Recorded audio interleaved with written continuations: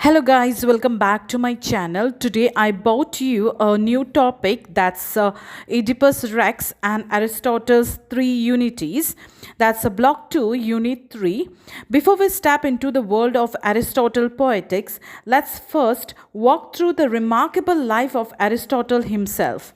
Aristotle was born on 384 BCE in Stagira, a small town in Macedonia. Thus, he is sometimes called the Stagirite. His father, Nicomachus, was the court physician to King Amyntas of Macedon. He is the grandfather of Alexander the Great. This medical background likely influenced Aristotle's interest in biology and natural science. With regards to his education, at the age of 17 years old, Aristotle went to Athens to study at Plato's Academy, the most prestigious school of the time. He stayed there for about 20 years. Though a devoted student, he differed from Plato. Plato emphasizes ideal forms beyond physical reality, but Aristotle emphasized empirical observation, studying the real physical world. After Plato's death, Aristotle left Athens.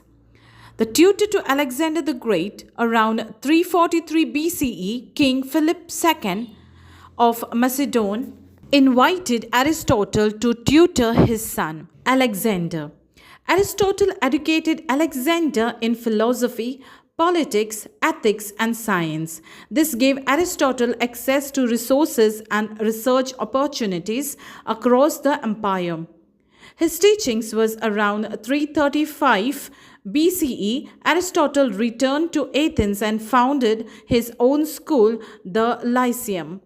His followers were called peripatetic from the Greek peripatein. Peripatetic means to walk about, since he often taught while walking in the gardens. Unlike Plato's Academy, the Lyceum focused heavily on research, clarification, and observation of nature. With regards to his major works, he wrote about every field of knowledge known in his time. About 30 works survive, though many are lectured notes rather than polished texts.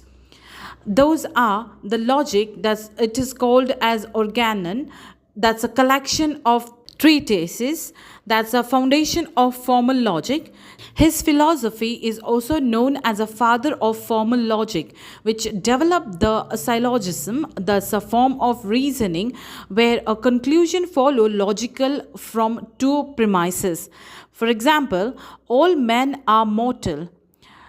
Socrates is a man, therefore, Socrates is mortal. Second, we have natural science, that's a history of animals, parts of animals, and meteorology. Here, he clarifies and collected the plants and animals first to systematically study biology, made mistakes, example, though heavier objects fall faster, but laid groundwork for empirical science. Next, we have the philosophy and metaphysics. That's a metaphysics explore being, substance, and cause. It studied being as being, what it means to exist, introduced the concept of substance. It is called ousia, and famous idea of the unmoved mover, a first cause of the universe that itself is not caused, often linked to God. Next, we have ethics and politics. It is called as Nicomachean's ethics, that's a virtual ethics and the politics. He advocated virtue ethics. The good life is about developing good characters, that's a virtues, and achieving eudaimonia, that is flourishing or happiness.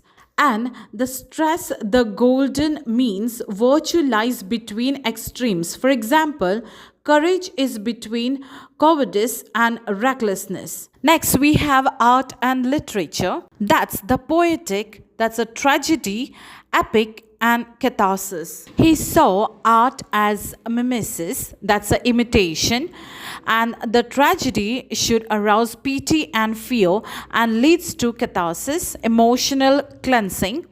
and introduced the idea of plot structure, unity, and a tragic hero.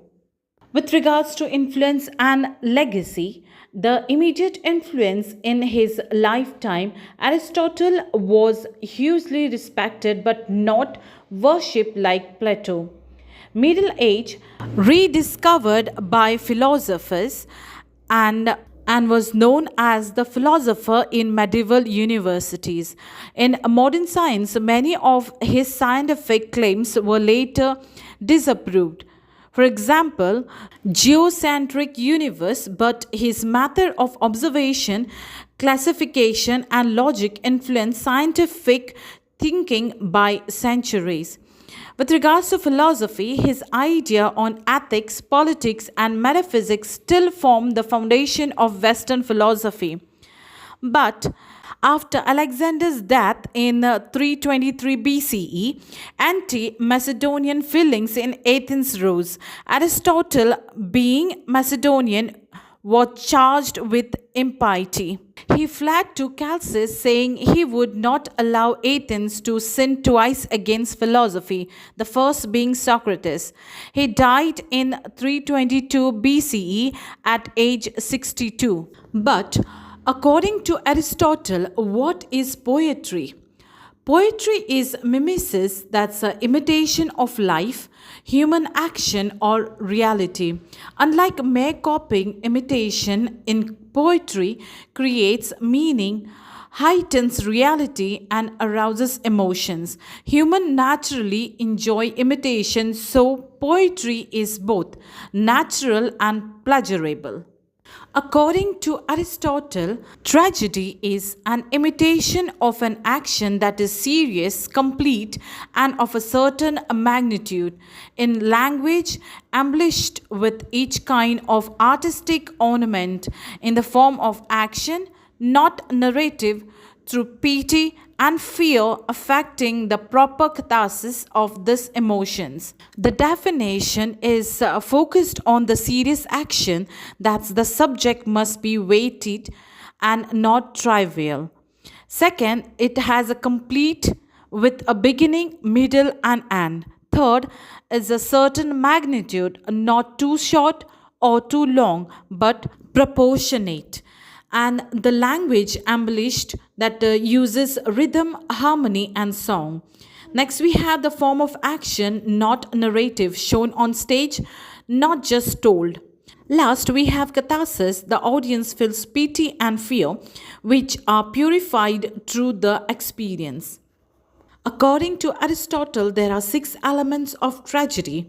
They are plot, that is, mythos, the soul of a tragedy. A good plot is unified, has cause and effect, and arouses pity and fear. Second, we have character, that is ethos, moral quality and consistency of the figures. Third, we have thought, that is nausea, themes, arguments, reasoning expressed. Then we have diction, that is lexis, style of language, choice of words. Then we have melody, that is melos, that is musical elements, chorus, and songs. And last, we have a spectacle, that's a opsis, virtual presentation, stagecraft, least important since it depends on the stage, not the poet. And last, we have the structure of plot, that is unity. Everything should contribute to one action. Second, we have a beginning, middle, and end. That's a logical sequence. And third, we have the complex plot that includes peripheria, that is a reversal of fortune, and agnoresis, that is recognition and discovery. And then we have a tragic heroes, that's usually a noble figure, neither perfect nor evil, who falls because of hamartia, that's a tragic flaw or error in judgment. And last, we have catharsis, that's an emotional cleansing for the audience. Thank you guys for watching my videos. Please do share it with your friends who is doing the graduation. And next video I will upload with part 2. That's the Oedipus Rex and Aristotle 3 unities. So do subscribe my channel for new updated videos. And don't forget to click on the like button.